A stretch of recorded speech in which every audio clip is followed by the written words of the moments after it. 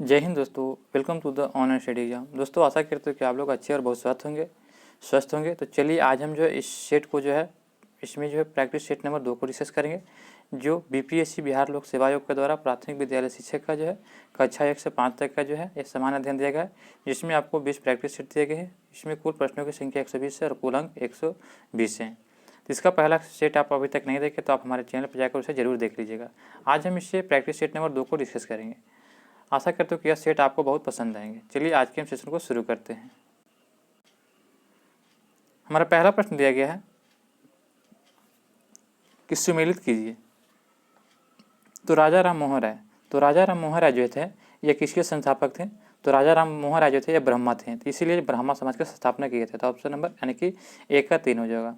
दयानंद सरस्वती जो थे, तो दयानंद सरस्वती क्या थे? तो ये आर्य समाज की स्थापना किए थे, तो यानी कि 4 हो जाएगा।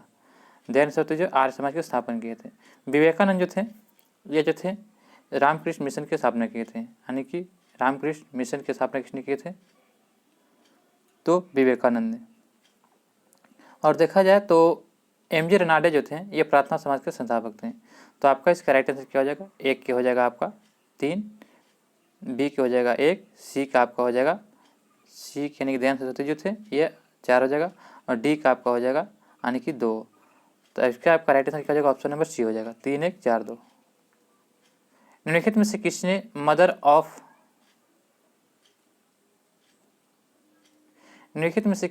ऑफ द इंडियन रेवोल्यूशन कहा जाता है? तो इंडियन ऑफ मदर रेवोल्यूशन जो है किसे कहा था? तो मैडम भिकाजी कामा को। ऑप्शन नंबर ए इसका राइट आंसर होगा। मैडम भिकाजी कामा को जो है यह mother of the Indian revolution कहा जाता है। ऑप्शन नंबर ए इसका राइट आंसर देगा। निम्नलिखित में से कौन सा बजट जैसे भारत का पहला पेपरलेस बजट प्रस्तुत किया गया था? तो देखा जाए तो भारत में जो पहला पेपरलेस बजट कब प्रस्तुत किया गया था? तो आपका इसका राइट आंसर होगा ऑप्शन नंबर सी। बजट 2021-22 जो था यह केंद्रीय वित्त और कॉर्पोरेट मामले के मंत्री निर्मला सीतारमण ने जो है यह 1 फरवरी 2021-22 को जो है 2021-22 को पेश किया था। यह एक नए दशक का पहला बजट है और अभूतपूर्व कोविड-19 संकट की पृष्ठभूमि में एक डिजिटल भी है। इस मंत्रियों ने जो है इस बजट को प्रस्ताव से राष्ट्र पहले के संकल्प किसान की दुगनी आय और मजबूत बुनियादी ढांचा, स्वास्थ्य, बाहर सुशासन, युवाओं के लिए अवसर, सभी के लिए शिक्षा, महिलाओं का सशक्तिकरण और दूसरों के बीच समावेशी विकास को मजबूत करेगा। यह भारत का पहला पेपरलेस बजट था। तो ऑप्शन नंबर सी इसका राइट आंसर हो जाएगा। भारतीय लघु उद्योग विकास बैंक अधिनियम निम्नलिखित में से किस वर्ष पारित किया गया था? तो भारतीय लघु उद्योग विकास बैंक अधिनियम जो पारित किया गया था कब? तो आपका इसका राइट आंसर होगा 1989 में। ऑप्शन नंबर 4 इसका राइट आंसर हो जाएगा। अधोलिखित में से कौन सी ताम्र पाषाणिक ग्रामीण संस्कृति प्रचलित थी? तो अधोलिखित में से कौन सी ताम्र पाषाणिक ग्रामीण संस्कृति प्राचीनतम थी? तो आपका इसका राइट आंसर होगा ऑप्शन नंबर ए। कैथा संस्कृति जो थी यह पश्चिम मध्य प्रदेश में मालवा संस्कृति के विकास से पहले हुआ था, और कैथा संस्कृति का विकास जो हो चुका था इसका काल जो था 2000 ईस्वी से 1800 ईसा पूर्व था। तो ऑप्शन नंबर ए इसका राइट आंसर हो जाएगा। तो ऑप्शन नंबर ए इसका राइट आंसर। अगला प्रश्न देखते हैं फ्रेंड कि मौर्य साम्राज्य की स्थापना के पहले समस्त उत्तर भारत का विभाग था कितने भागों में? तो मौर्य साम्राज्य की स्थापना के पहले जो समस्त उत्तर भारत जो एक विभाग था कितने में? तो 16 महाजनपदों व गणराज्यों में। ऑप्शन नंबर सी इसका राइट आंसर देगा।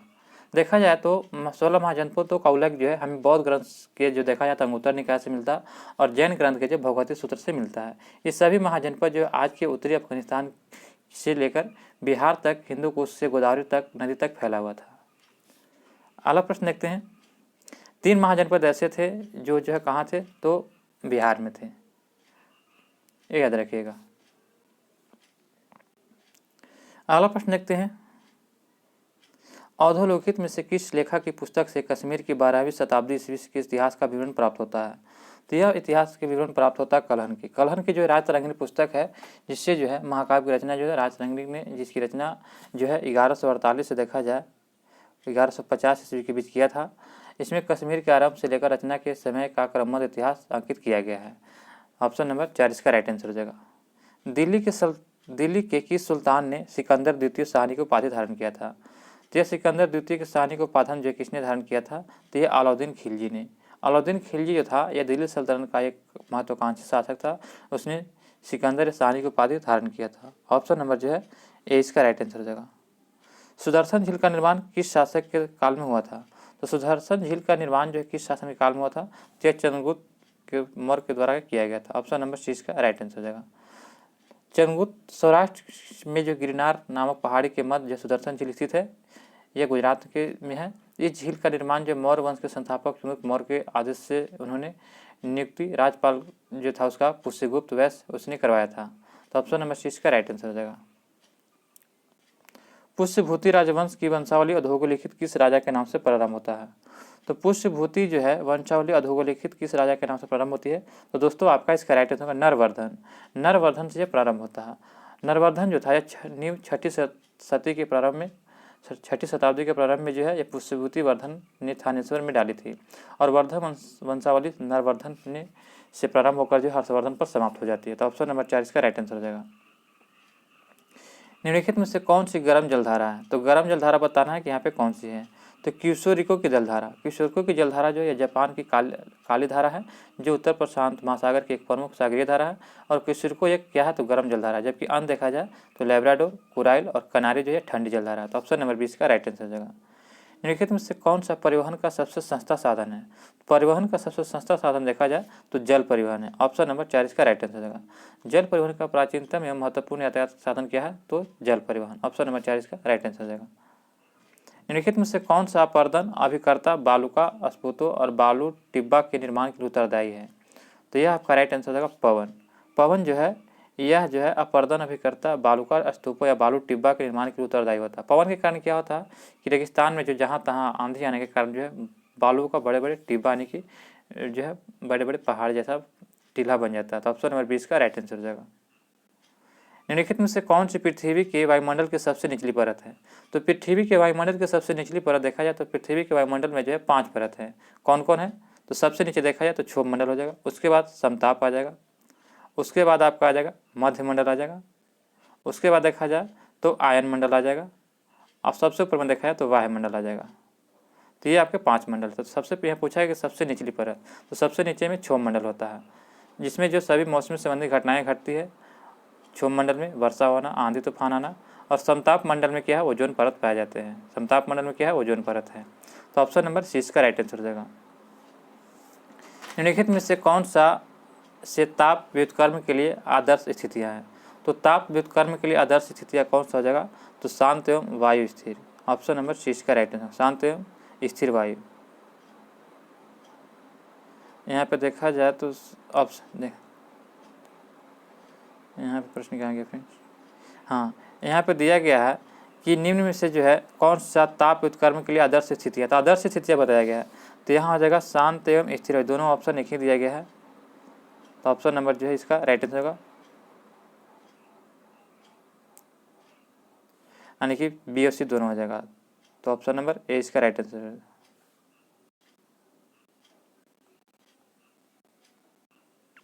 बिहार में किस जिले में तेल्हाड़ कुंड जलप्रपात है?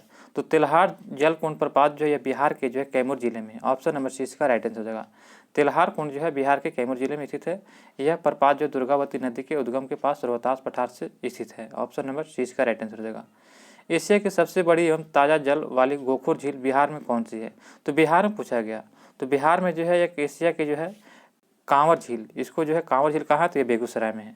तो ऑप्शन नंबर 20 का राइट आंसर हो जाएगा। यह जो बिहार का जो कांवर झील है यह मीठे पानी की सबसे बड़ी झील है बिहार में। ऑप्शन नंबर जो है 20 का राइट आंसर कहाँ है? तो कांवर झील बेगूसराय में जिले में है। ये जो है इससे जो है देखा जाए तो बिहार का एकमात्र देश का 39वां रामसर आर्द्रभूमि घोषित भी किया गया कांवर झील को। कांवर झील कैमा जो है तो 39वां जो है राष्ट्र से जो है 39वां रामसर स्थल में शामिल किया गया है। सबसे ज़्यादा रामसर स्थल की बात किया जाए तो सबसे ज़्यादा रामसर स्थल जो है तमिलनाडु में है, याद रखिएगा। अगला प्रश्न है कि पृथ्वी की बाह्यतम परत को क्या कहते हैं? तो पृथ्वी के बाह्यतम परत को क्रस्ट या पपट्टी कहते हैं। ऑप्शन नंबर 20 का राइट आंसर हो जाएगा। गोदावरी नदी कहाँ से निकलती है? तो सभी लोग जानते हैं गोदावरी नदी जो है ये कहाँ से निकलती है, तो आपका इसका राइट आंसर क्या हो जाएगा? तो ऑप्शन नंबर 4, ये नासिक की पहाड़ी से त्रिम्बकेश्वर की पहाड़ी, नासिक के नज़दीक त्रिम्बकेश्वर की पहाड़ी से निकलता है। ऑप्शन नंबर 4 इसका राइट आंसर हो जाएगा। इसे जो दक्षिण की गंगा भी कहते हैं। इसकी जो उत्पत्ति महाराष्ट्र के नासिक जिले में स्थित है और पश्चिमी घाट में त्रिम्बकक पहाड़ी से हुई है और इसकी लंबाई देखा जाए तो 1465 किलोमीटर है। 1465 किलोमीटर इसकी लंबाई है और ये कहाँ गिरती है? तो बंगाल की खाड़ी में गिरती है। स्वेज नहर जोड़ती है, तो स्वेज नहर जो किसको किसको जोड़ती है, तो यह भूमध्य सागर को लाल सागर से जोड़ती है। ऑप्शन नंबर 20 का राइट आंसर हो जाएगा। देखा जाए तो स्वेज नहर के बारे में, तो इसकी जो है 1858 में एक फ्रांसीसी इंजीनियर जो है फर्डिनेंड ने की देख रेख में स्वेज नहर का निर्माण शुरू हुआ था। कब, तो 1858 में। और इस नहर को जो देखा जाए तो यातायात के लिए कब खोला गया था, तो 1869 में यातायात के लिए जो स्वेज नहर को खोला गया था। अगला प्रश्न देखते हैं कि निम्नलिखित में से कौन सा संविधान के 73वें संशोधन में सम्मिलित है। तो संविधान के 73वें संशोधन में कौन सम्मिलित है, तो यहाँ पे आपको बताना है राइट आंसर। तो देखा जाए तो ये जो है जिला पंचायत हो जाएगा, और जो है क्षेत्र पंचायत और ग्राम पंचायत, ये सभी जो था पंचायत से संबंधित है। तो ऑप्शन नंबर ए इसका राइट आंसर हो जाएगा। 73वां संविधान को देखा जाए तो कब हुआ था, तो यह 1992 में हुआ था। कब हुआ था, 1992 में, पंचायती राज से संबंधित था। यानी कि ये जो है अनुसूची जो है 11 से संबंधित है 73वां संविधान संशोधन। अगला प्रश्न देखते हैं कि भारत के संविधान के अनुसार निम्न में से किस अवशिष्ट शक्तियाँ प्रदान की गई थी। तो अवशिष्ट शक्तियाँ किसको प्रदान किया गया था, तो आपका इसका राइट आंसर होगा ऑप्शन नंबर 4, यह केंद्र को अवशिष्ट शक्तियाँ प्रदान है। नेक्स्ट प्रश्न दिया गया कि संविधान सभा का संवैधानिक सलाहकार कौन था। तो संविधान सभा का संवैधानिक सलाहकार कौन था, तो BN राव। ऑप्शन नंबर जो है बी इसका राइट है, डॉक्टर BN राव। यानी कि जो श्याम जो इनको जो BN राव जो थे, ये BR अम्बेडकर नहीं बल्कि BN राव थे। इन्होंने जो है कई देशों के संविधान के अच्छे ज्ञाता थे और ये अनेक भाषा भी जानते थे। तो ऑप्शन नंबर 20 का राइट आंसर हो जाएगा। भारतीय संसद की सबसे बड़ी समिति कौन सी है। तो भारतीय संसद की सबसे बड़ी समिति कौन सी होगी, तो आपका इसका राइट आंसर होगा तो ऑप्शन नंबर बी, प्राक्कलन समिति। लोकसभा स्थायी समितियों में से 3 वित्तीय समितियां हैं, जो लोक लेखा समिति है, प्राक्कलन समिति है, लोक लेखा समिति, प्राक्कलन समिति तथा सरकारी उपक्रम समिति। तो इसमें सबसे बड़ा कौन सा हो जाएगा, तो प्राक्कलन समिति। ऑप्शन नंबर 20 का राइट आंसर हो जाएगा। लुक ईस्ट पॉलिसी का एक ईस्ट पॉलिसी में परिवर्तन कब हुआ था। तो इसका परिवर्तन कर दिया गया था नवंबर 2014 में। ऑप्शन नंबर 30 का राइट आंसर हो जाएगा। उत्तर प्रदेश जमींदारी उन्मूलन और भूमि सुधार अधिनियम 1950 अंतर्निहित है किससे। तो उत्तर प्रदेश जमींदारी उन्मूलन और भूमि सुधार अधिनियम 1950 अंतर्निहित है किससे, तो आपका इसका राइट आंसर हो जाएगा ऑप्शन नंबर सी, 9वीं अनुसूची में से। संविधान के जो यह अनुसूची प्रथम संविधान संशोधन किया गया था, यह 1951 के द्वारा जो जोड़ा गया था। इसके अंतर्गत राज्य द्वारा संपत्ति अधिग्रहण की विधियां का उल्लेख किया गया है और इस अनुसूची में जो सम्मिलित विषयों का न्यायालय में चुनौती नहीं दी जा सकती है। वर्तमान में इस अनुसूची में जो 284 अधिनियम है। तो ऑप्शन नंबर 30 का राइट आंसर होगा। हमारे संविधान में मूल कर्तव्य कब लाया गया था। तो हमारे संविधान में जो मूल कर्तव्य लाया गया था कब, तो 1976 में। मूल कर्तव्य पहले जो संविधान में नहीं थे, इन्हें संविधान में 42वें संविधान संशोधन द्वारा 1976 में जो है जोड़ा गया था, जो स्वर्ण सिंह समिति की सिफारिश पर जो है आंतरिक आपातकाल की जरूरत एवं आवश्यकताओं को पूरा करने के लिए लाया गया था। ऑप्शन नंबर 30 का राइट आंसर हो जाएगा।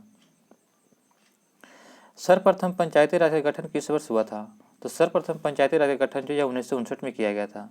ऑप्शन नंबर जो है ए इसका राइट आंसर हो जाएगा। देखा जाए तो इसे जो है आधुनिक भारत में प्रथम बार पंडित जवाहरलाल नेहरू द्वारा जो है राजधानी के नौगढ़ जिले से बंदगरी गांव में 2 अक्टूबर 1959 को पंचायती राज व्यवस्था लागू की गई थी और पंचायती राज व्यवस्था को जो ग्राम, तालुका और जिला में आते हैं। तो ऑप्शन नंबर ए इसका राइट आंसर हो जाएगा। नेक्स्ट प्रश्न है फ्रेंड्स कि बिहार में किस जिले को सिल्क सिटी कहा जाता है।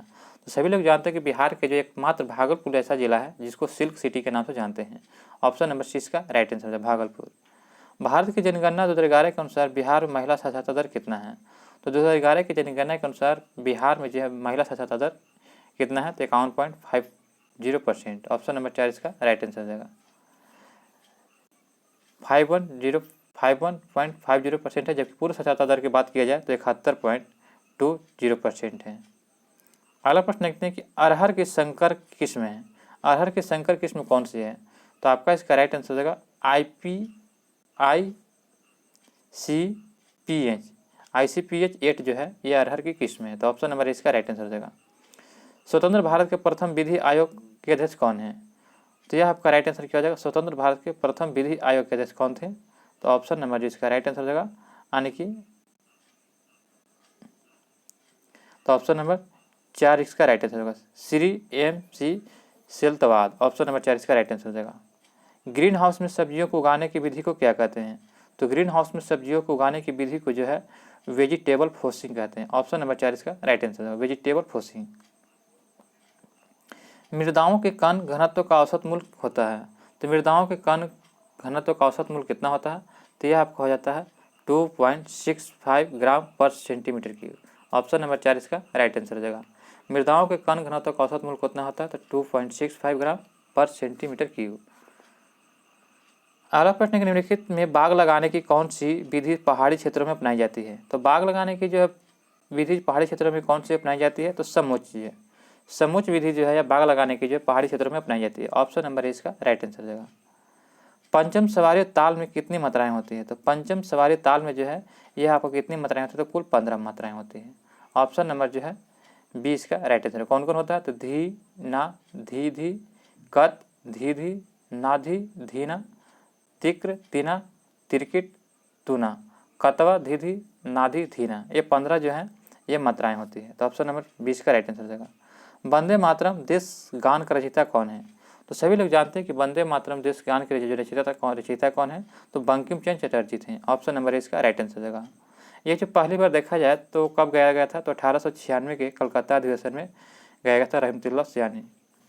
इसके अध्यक्षता किसने किया था? तो रहमतुल्लाह सयानी ने किए थे। ये कलकत्ता अधिवेशन में गया था। अगर राष्ट्रगान के बारे में बात किया जाए तो राष्ट्रगान जन गण जो है यह 1911 के जो कलकत्ता अधिवेशन में गाया गया था, जिसके अध्यक्षता किसने किया था? तो विश्व नारायण दत्त ने। तो ऑप्शन नंबर ए इसका राइट आंसर हो जाएगा। राग भैरव का गायन समय क्या होता है? तो राग भैरव का गायन समय काल क्या होता है? तो इसका आपका राइट आंसर हो जाएगा प्रातः काल। ऑप्शन नंबर सी इसका राइट आंसर हो जाएगा। भारत में यदि एक राज्य एक चुनाव लागू किया जाता है तो भारतीय संविधान के किस अनुच्छेद में संशोधन की आवश्यकता होती है? तो इससे ऐसा अगर लागू किया जाए तो भारत के संविधान के अनुच्छेद 356 में संशोधन किया जाता है। ऑप्शन नंबर सी इसका राइट आंसर हो जाएगा। भारत में यदि एक राज्य एक चुनाव लागू किया जाता है तो भारत के संविधान के अनुच्छेद जो है 356 में जो है जो संशोधन करने की आवश्यकता होती है। ऑप्शन नंबर सी इसका राइट आंसर हो जाएगा। विशिष्ट मृदा में मृदा वर्ग कणों में अपेक्षिक अनुपात को क्या कहते हैं? तो इसके अपेक्षिक अनुपात को मृदा कणाकार कहते हैं। विशिष्ट मृदा में मृदा वर्ग कणों को अपेक्षिक अनुपात को मृदा कणाकार कहा जाता है। ओलंपिक खेल का आदर्श वर्ग क्या है? तो दोस्तों सभी लोग जानते हैं कि ओलंपिक खेल का आदर्श वर्ग क्या है? तो अल्टियस, सीटियस और फोर्टियस। ऑप्शन नंबर ए इसका राइट आंसर हो जाएगा। नेक्स्ट प्रश्न हमारा दिया गया 42 नंबर प्रश्न दिया गया है कि निम्नलिखित में से कौन जो है अर्जुन पुरस्कार विजेता है? तो अर्जुन पुरस्कार विजेता एकमात्र पुलेला गोपीचंद। पुलेला गोपीचंद को जो है यह भारतीय राष्ट्रीय बैडमिंटन टीम के कोच हैं। जो पुलेला गोपीचंद को अर्जुन पुरस्कार इन्हें कब दिया गया था? तो 2000 ईस्वी में दिया गया था। एक प्रश्न है कि मनोरंजन कितने प्रकार के होते हैं? तो मनोरंजन के बारे में देखा जाए तो मनोरंजन जो है कुल 5 प्रकार के होते हैं। ऑप्शन नंबर जो है 4 इसका राइट आंसर हो जाएगा। निम्नलिखित में से कौन सा आसन घुटनों की शक्ति के लिए अच्छा होता है? तो आसन घुटनों की शक्ति के लिए अच्छा होगा तो आपका ब्रज आसन। ब्रज आसन जो है यह आसन घुटनों की शक्ति के लिए अच्छा है। ऑप्शन नंबर 4 इसका राइट आंसर हो जाएगा। प्रथम राष्ट्रीय खेल विश्वविद्यालय कहाँ खोला गया था? तो प्रथम राष्ट्रीय खेल विश्वविद्यालय यह जो है पूर्वोत्तर भारत यानी कि मणिपुर में खोला गया था। ऑप्शन नंबर जो है 20 का राइट आंसर होगा। इसका शिलान्यास जो किसने किया था? तो नरेंद्र मोदी द्वारा 16 मार्च 2018 को किया गया था। 16 मार्च 2018 को किया गया था। अगला प्रश्न है कि संतुलन आहार में सुरक्षात्मक पोषक तत्व होते हैं। तो संतुलन आहार में सुरक्षात्मक पोषक तत्व क्या होता है? तो विटामिन एवं खनिज लवण। ऑप्शन नंबर 20 का राइट आंसर हो जाएगा। निम्नलिखित विधियों में से भोजन पकाने की सोलर विधि क्या है? तो सोलर विधि में क्या हो जाएगा? तो सोलर विधि में क्या कर सकते हैं? तो आपका इसका right answer option number C उबालना। भोजन पकाने का सर्वोत्तम विधि भोजन को उबालकर पकाने की होती है। भोजन को उबालकर पकाने से जो है उससे पोषक तत्व उसमें विद्यमान रहते हैं, जबकि तलने और सेकने से और भुनने से उसमें पोषक तत्व क्या होते हैं? तो उबले भोजन का तुलना में नष्ट हो जाते हैं। तो ऑप्शन नंबर सी का राइट आंसर हो जाएगा। ट्रिप्सिन एंजाइम दिया गया है, एम्बाइन नहीं है। एम्बाइन किस प्रक्रिया के सहायक होती है? तो ट्रिप्सिन एंजाइम जो होता है यह आपका होती है प्रोटीन के पाचन में। ऑप्शन नंबर सी का राइट आंसर। यहाँ पे जो दोस्तों एंजाइम है ये याद रखिएगा। अगला प्रश्न देखते हैं तो चेचक के विषाणु का नाम क्या है? तो चेचक जो किस विषाणु के कारण होता है? तो आपका इसका राइट आंसर वेरियोला वायरस। एकमात्र ऐसा वेरियोला वायरस है जिसके कारण जो चेचक के विषाणु होते हैं। चेचक जो विषाणु के कारण होता है। ऑप्शन नंबर सी का राइट आंसर हो जाएगा। शेफर विधि का प्रयोग किया जाता है। तो शेफर विधि का प्रयोग किसमें करते हैं? तो रोगियों के पानी में डूबने पर जो शेफर विधि का प्रयोग करते हैं। शेफर विधि पानी में डूबने एवं दम घुटने की बिजली का झटका लगने आदि पर कृत्रिम सांस देने के लिए एक विधि है। इस विधि में दुर्घटनाग्रस्त व्यक्तियों को पेट के बल लेटाकर जो है उसके पीठ पर इस प्रकार दबाव डाला जाता है जिससे उसके फेफड़े पर दबाव पड़े और फेफड़ा को भारी हुई हवा बाहर निकल जाए। इस विधि के अलावा सिल्वेटर लोबोर्ड का रैंकिंग या इवर्स विधि का प्रयोग भी किया जाता है और कृत्रिम सांस देने के लिए यह किया जाता है शेफर विधि। तो ऑप्शन नंबर सी इसका राइट आंसर हो जाएगा। समपोषीय विकास का संकल्पना का व्याख्या सर्वप्रथम किसने किया था? तो इसकी व्याख्या जो सर्वप्रथम जो है ब्रटलैंड कमीशन रिपोर्ट के द्वारा किया गया था। ऑप्शन नंबर ए इसका राइट आंसर हो जाएगा। नेक्स्ट प्रश्न है कि निम्नलिखित में से भारत का राष्ट्रीय जलीय जीव किसको कहा जाता है? तो भारत का सभी लोग जानते हैं कि भारत का राष्ट्रीय जलीय जीव कौन है? तो गंगा डॉल्फिन, गांगे गैरिका, इसको ऑप्शन नंबर ए इसका राइट आंसर है।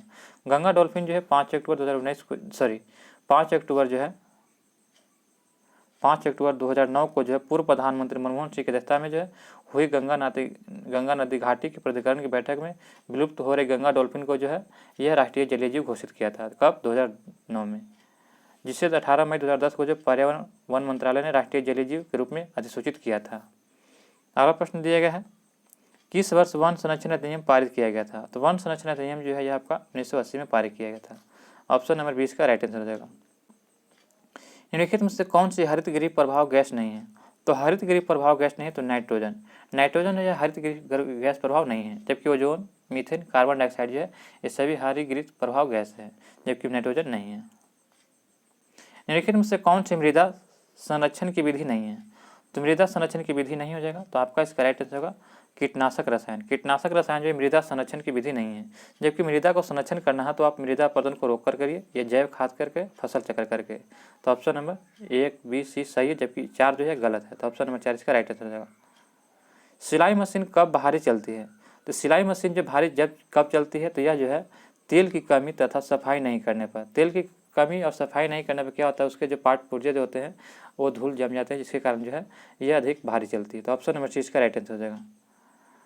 वृद्धावस्था में कैल्शियम की कमी से कौन सा रोग होता है? तो वृद्धावस्था में जो कैल्शियम की कमी से होने वाले रोग का नाम क्या है? तो ऑस्टियोपोरोसिस। ऑप्शन नंबर 4 इसका राइट आंसर हो जाएगा। ऑस्टियोपोरोसिस होता है, यह कैल्शियम की कमी के कारण होता है। हीमोग्लोबिन में प्रोटीन नामक तत्व कौन सा होता है? तो हीमोग्लोबिन में प्रोटीन नामक तत्व होता है आपका कौन सा? तो आपका इसका राइट आंसर हो जाएगा ग्लोबिन। ग्लोबिन जो है यह हीमोग्लोबिन एक प्रोटीन नामक तत्व जो है, ऑप्शन नंबर इसका राइट आंसर होगा। आजकल यूरोप और भारत में किस जर्मन शिक्षा शास्त्री की पाठ्य योजना पद्धति प्रचलित है? तो पाठ्य योजना कौन सी प्रचलित है? तो यह हार्वर्ड है। हार्वर्ड जो है आजकल यूरोप और भारत में एक जो है जर्मन शिक्षा शास्त्री की पाठ्य योजना प्रचलित है। ऑप्शन नंबर 20 का राइट आंसर हो जाएगा। योजना विधि आधारित क्या है? तो योजना विधि आधारित क्या है? तो आपका इसका राइट आंसर हो जाएगा करके सीखने पर आधारित है। योजना विधि जो है यह करके सीखने पर आधारित एक योजना विधि है। इसे जो है देखा जाए तो WH किलपैट्रिक किसने? तो WH किलपैट्रिक जो था एक वैज्ञानिक थे। यह विधि अनुभव केंद्रित अर्थात इसने सीखने पर आधारित किया था, इसी ने इसे खोज किया था। तो आपसे इसे right answer option number C हो जाएगा। निम्नलिखित में से कौन प्रसिद्ध INA मुकदमे में वकील थे? तो INA के मुकदमे में वकील कौन थे? तो आपका इसका राइट आंसर क्या हो जाएगा? तो ऑप्शन नंबर 4 हो जाएगा, यानी कि भोला भाई देसाई। नोट इस प्रश्न में देखा जाए तो उत्तर में सी तथा डी सही है, दोनों सही हो जाएगा। अतः कोई एक विकल्प नहीं चुना जा सकता, क्योंकि प्रसिद्ध आज़ाद हिंद फौज INA मुकदमे के बचाव पक्ष के वकील के रूप में भोला भाई देसाई तथा तेज बहादुर सरपू और कैलाश नाथ काटू तथा आशा अली ने काम किया था। तो इसका आपका राइट आंसर क्या हो जाएगा? तो सी और डी दोनों हो जाएगा, ये याद रखिएगा। यानी कि इसका आंसर स्टार लगा लीजिएगा। 14 से या 15 अगस्त 1947 के मध्य रात्रि को अंतरिम संसद के रूप में किसने सत्ता ग्रहण किया था? तो यह सत्ता ग्रहण किसने किया था? संविधान सभा ने। ऑप्शन नंबर 20 का राइट आंसर होगा। संविधान निर्मात्री जो है संविधान सभा ने जो है 14 से 15 अगस्त 1947 के मध्य रात्रि को अंतरिम संसद के रूप में स्वतंत्र भारत की सत्ता ग्रहण की थी। निम्नलिखित में से आज़ाद हिंद फौज की किस अधिकारी ने लाल किले पर चलाए गए मुकदमे का सामना नहीं किया था? तो यह सामना नहीं किए थे मोहन सिंह। ऑप्शन नंबर 6 का राइट आंसर हो जाएगा। 1942 में जो है स्थापित आज़ाद हिंद फौज का विचार देखा जाए तो कैप्टन मोहन सिंह का था, लेकिन उस पर मुकदमा नहीं चला था, क्योंकि उन्हें जो है पहले ही नज़रबंद किया जा चुका था। जबकि दिल्ली के लाल किले पर चलाए गए मुकदमे में आज़ाद हिंद फौज की अधिकारिक गुरदयाल सिंह और प्रेम सहगल और शाह नवाज मुख थे, जिनमें लंबी सजाएं सुनाई भी गई थी, लेकिन फैसले के विरुद्ध जनता सड़कों पर उतर गई थी। अगला प्रश्न है कि 14 से 15 अगस्त 1947 के मध्य रात्रि केंद्रीय असेंबली में इकबाल का गीत हिंदुस्तान हमारा तथा जन गण ये किसने गाया था? तो यह आपका राइट आंसर हो जाएगा, ऑप्शन नंबर सी हो जाएगा, Sucheta Kripalani. Option number C इसका राइट आंसर हो जाएगा। अगला प्रश्न, गांधी जी अफ्रीका में कितने वर्ष रहे थे? तो गांधी जी अफ्रीका में जो है कितने वर्ष रहे थे? तो इसका देखा जाए तो गांधी जी का जन्म जो है 1869 में हुआ था। कब हुआ था? 2 अक्टूबर 1869 को हुआ था। 2 अक्टूबर 1869 को हुआ था। इन्होंने जो है 1893 में जो है यह कहाँ गया था? तो दक्षिण अफ्रीका गया था। किस काम के लिए? तो दादा अब्दुल्ला के केस लड़ने के लिए। और ये आए थे कब? तो 1915 में आया था, 9 जनवरी 1915 को आया था। तो देखा जाए तो यह कुल 21 वर्षों तक जो है ये दक्षिण अफ्रीका रहे थे। तो ऑप्शन नंबर 20 का राइट आंसर हो जाएगा। भारतीय संतोष के पिता के रूप में बाल गंगाधर तिलक को किसने कहा था? तो भारतीय संतोष के पिता के रूप में बाल गंगाधर तिलक को किसने कहा था? तो यह कहने वाले व्यक्ति का नाम क्या है? तो वेलेंटाइन सिरॉल। ऑप्शन नंबर जो है सी इसका राइट आंसर हो जाएगा। सुभाष चंद्र बोस के पूर्व INS का कमांडर कौन था? तो सुभाष चंद्र बोस के पूर्व INA का कमांडर कौन था? तो आपका इसका राइट आंसर होगा option number B, captain Mohan Singh थे। ऑप्शन नंबर 20 का राइट आंसर हो जाएगा। 15 दिसंबर 1941 को मोहन सिंह ने जो है मलाया में आज़ाद हिंद फौज की गठन किया था और 7 जुलाई 1947 को रास बिहारी बोस ने आज़ाद हिंद फौज की कमान सुभाष चंद्र बोस को सौंप दिया था। तो ऑप्शन नंबर 20 का राइट आंसर हो जाएगा। निम्न कथनों पर विचार कीजिए तथा नीचे दिए गए कोड को सही चुनिए। सुभाष चंद्र बोस ने फॉरवर्ड ब्लॉक का गठन किया था। सुभाष चंद्र बोस ने जो फॉरवर्ड ब्लॉक का गठन किया था ये बिल्कुल सही है। Bhagat Singh Hindustan republic socialist association के स्थापक में से एक थे, ये भी सही है। यानी कि 1 और 2 दोनों सही है। तो ऑप्शन नंबर सी इसका राइट आंसर हो जाएगा। अगला प्रश्न देखते हैं फ्रेंड्स। हमारा अगला प्रश्न है कि महात्मा गांधी ने 1922 में असहयोग आंदोलन क्यों वापस ले लिया था? तो यह सहयोग आंदोलन जो है यह महात्मा गांधी ने 1922 में लेने का मुख्य कारण क्या था? तो आपका इसका राइट आंसर हो जाएगा ऑप्शन नंबर सी, चौरा चोरी हुई हिंसा के कारण। चौरा चोरी हिंसा के कारण जो महात्मा गांधी ने असहयोग आंदोलन को स्थगित कर दिया था।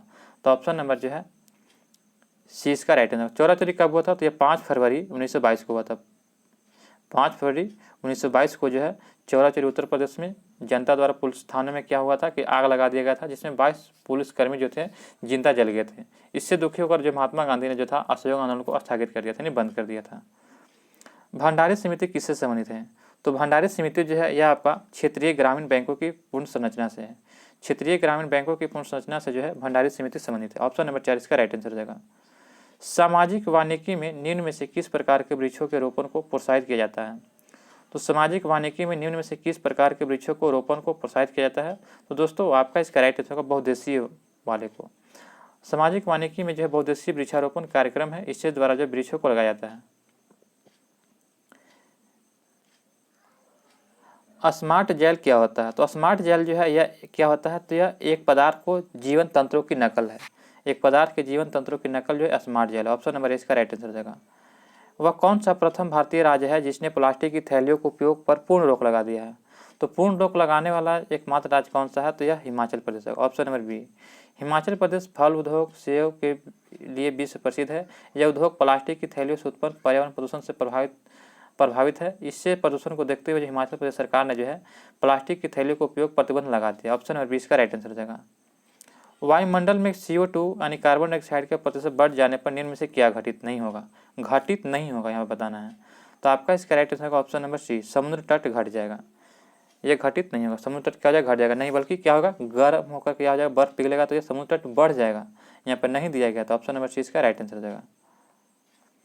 निम्नलिखित वृक्षों में से कौन सा जो वृक्ष पर्यावरण संकट का माना जाता है? तो पर्यावरण संकट के लिए जिसमें से कौन सा वृक्ष माना जाता है? तो यूकोलिप्टस। यूकोलिप्टस जो है यह वृक्ष के लिए जल की अधिक आवश्यकता होती है, जिसकी कमी से होने पर यह वृक्ष जो क्या होता है कि मृदा से ह्यूमस को सोख लेता है, जिसके कारण जो है यह पर्यावरणीय संकट माना जाता है। ऑप्शन नंबर 4 इसका राइट आंसर हो जाएगा। किस प्रजाति को विलुप्त माना जा सकता है? तो किस प्रजाति को विलुप्त माना जाता है? तो यहाँ पर दिया गया कि किस प्रजाति को विलुप्त माना जा सकता है, वह अपने प्राकृतिक आवास में नहीं देखी गई। तो अगर वह प्राकृतिक आवास में अगर 40 वर्ष से अगर नहीं देखा जा रहा तो वह अपने विलुप्त आवास में चला जाता है, यानी कि विलुप्त प्राकृतिक आवास में चला जाता है। ऑप्शन नंबर सी का राइट आंसर हो जाएगा। हमारा अगला प्रश्न दिया गया है कि मानव जनित पर्यावरण प्रदूषक क्या कहलाते हैं? तो मानव जनित पर्यावरणीय प्रदूषक क्या कहलाते हैं? तो यह दोस्तों आपका राइट आंसर हो जाएगा परजैविक। जो प्रदूषण मानव द्वारा उत्पन्न किए जाते हैं, जैसे कि फैक्ट्रियों द्वारा, वाहनों द्वारा आदि को हीमोलिन कहा जाता है। तो ऑप्शन नंबर जो है ए इसका राइट आंसर होगा। मानव जनित पर्यावरण प्रदूषण क्या कहलाता है? परजैविक। मानव प्रदूषण, जो प्रदूषण मानव द्वारा उत्पन्न किए जाते हैं उससे फैक्ट्रियों द्वारा, वाहनों द्वारा आदि को हीमोलिन कहा जाता है। यहाँ पर इसका राइट आंसर होगा फ्रेंड्स ऑप्शन नंबर सी हो जाएगा, हीमोलिन हो जाएगा। पेयजल में संख्यीय प्रदूषक सर्वाधिक होता है। तो पेयजल में संख्यीय प्रदूषक सर्वाधिक किसमें होता है? तो आपका इसका राइट आंसर होगा ऑप्शन नंबर बी, कानपुर में। शहरीकरण को बढ़ते स्तर के अनुसार बिहार निम्न जिलों में सही क्रम क्या है? तो शहरीकरण को देखता जाए तो बढ़ते क्रम में आपका राइट आंसर हो जाएगा सबसे ज़्यादा पटना हो जाएगा, उसके बाद आपका हो जाएगा नालंदा, पटना, उसके बाद मुंगेर, उसके बाद नालंदा। तो ऑप्शन नंबर 4 इसका राइट आंसर हो जाएगा। यहाँ पे सही क्रम चुनना है, जिलों का सही क्रम चुनना है। तो यहाँ पे दिया है कि देखते हैं सही से फ्रेंड, शहरीकरण के बढ़ते स्तर के अनुसार बिहार में निम्न जिलों का सही क्रम क्या है? तो निम्न जिलों का सही क्रम क्या होगा? तो आपका इसका राइट आंसर हो जाएगा सबसे पहले यानी कि निम्न जिला यानी कि नालंदा में कम है, उससे ज़्यादा मुंगेर में, उससे ज़्यादा पटना में। तो ऑप्शन नंबर ए इसका राइट आंसर हो जाएगा। क्या हो जाएगा? ए हो जाएगा। सबसे अधिक किस में? तो पटना जिला में, उसके बाद क्या हो जाएगा? मुंगेर में, उसके बाद आपका नालंदा में। तो ऑप्शन नंबर ए इसका राइट आंसर होगा। औद्योगिक मलबे से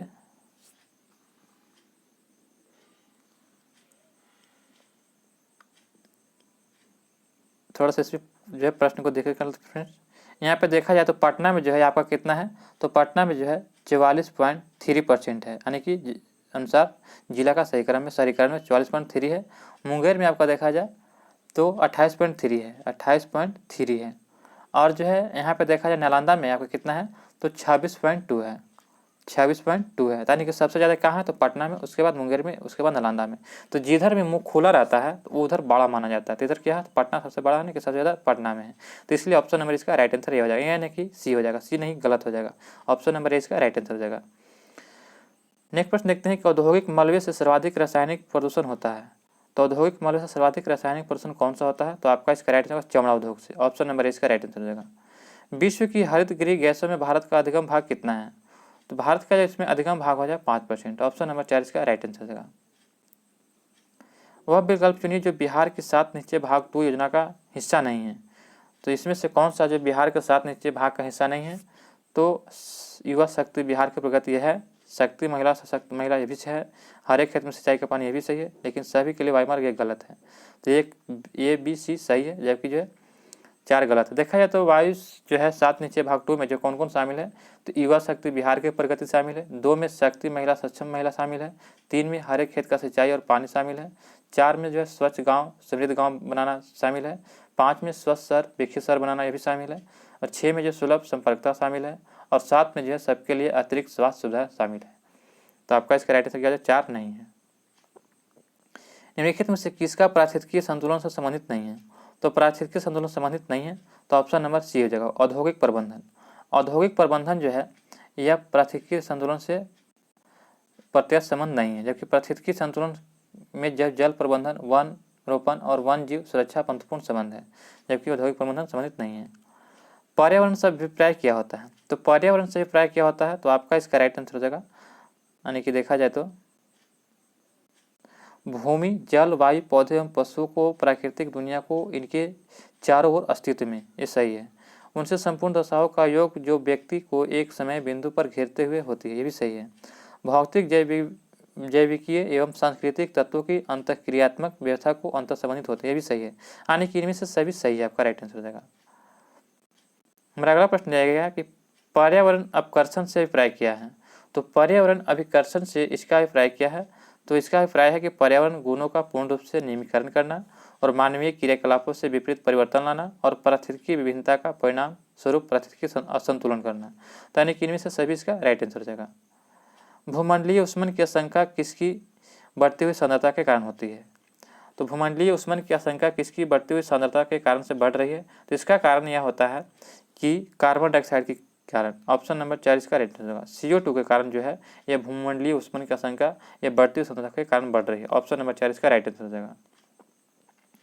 किसी जल क्षेत्र में BDO की अधिकता संकेत देती है, जिसका किसी जल क्षेत्र में BDO की अधिकता संकेत देती है कि उसका जल क्या होता है? तो क्या होता है कि सीवेज के प्रदूषित हो रहा है। सीवेज से क्या होता है? प्रदूषित होता है। ऑप्शन नंबर सी इसका राइट आंसर।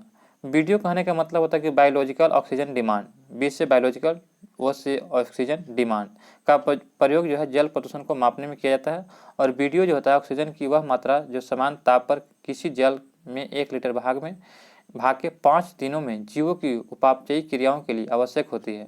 और वीडियो जल प्रदूषक सीवेज तथा अन्य व्यर्थ पदार्थों के माध्यम से बढ़ता है। तो ऑप्शन नंबर सी इसका राइट आंसर हो जाएगा। जल प्रदूषण रोकने के लिए उपयुक्त वृक्ष हैं, तो जल प्रदूषण को रोकने के लिए उपयुक्त वृक्ष कौन है? तो सीता अशोक। ऑप्शन नंबर इसका राइट आंसर हो जाएगा। मानवीय जनसंख्या के श्रेष्ठतम जीवन यापन के लिए निम्न में से कौन सा कदम सर्वाधिक महत्वपूर्ण है? तो इनमें से कौन सा कदम सर्वाधिक महत्वपूर्ण है? तो आपका ये हो जाएगा वनारोपण। ऑप्शन नंबर इसका राइट आंसर हो जाएगा। ग्रीन हाउस गैस के उत्सर्जन में जिस देश का सर्वाधिक योगदान है वह कौन सा है? तो ग्रीन हाउस गैस के उत्सर्जन में जिस देश का सर्वाधिक योगदान है वह कौन सा है? तो दोस्तों आपका इसका राइट आंसर हो जाएगा ऑप्शन नंबर 4, संयुक्त राज्य अमेरिका। संयुक्त राज्य अमेरिका जो है विश्व का सबसे बड़ा ग्रीन हाउस गैस उत्सर्जक राष्ट्र है। जो ग्रीन हाउस गैस में वे गैसें होती है जो पृथ्वी के तापमान को लगातार बढ़ाती है। इस गैसों के कार्बन डाइऑक्साइड प्रमुख है। ये हमारी पृथ्वी को गर्म करती है और गर्म करने के कारण जो ग्लोबल वार्मिंग होती है, जिससे कारण क्या होता है कि जो ग्लेशियर से बर्फ होते हैं पिघलते हैं और समुद्र में पानी को बढ़ाते हैं, जिससे क्या होता है कि हमारे स्थल खंड में कमी हो जाता है। तो ऑप्शन नंबर 4 इसका राइट आंसर हो जाएगा। दोस्तों यहाँ पे जो है आपका जो है प्रैक्टिस सेट नंबर 2 समाप्त होता है। क्या आप लोग चाहते हैं कि इतना ही डिटेल में पढ़ाया जाए या इसे और डिटेल को कम किया जाए? आप लोग जैसे ही आप कमेंट में बताइएगा उसी प्रकार से हम लोग इसको वीडियो को जारी रखेंगे। दोस्तों आशा करते हैं कि आपको यह वीडियो अच्छा लगा हो। अभी तक हमारे चैनल पर नए हैं तो चैनल को सब्सक्राइब और बेल आइकन नोटिफिकेशन ऑन करना ना भूलें, ताकि हमारी वीडियो सबसे पहले आप तक पहुँचे। मिलते हैं दोस्तों नए वीडियो में नए प्रश्नों के साथ। तब तक के लिए आपके लिए धन्यवाद।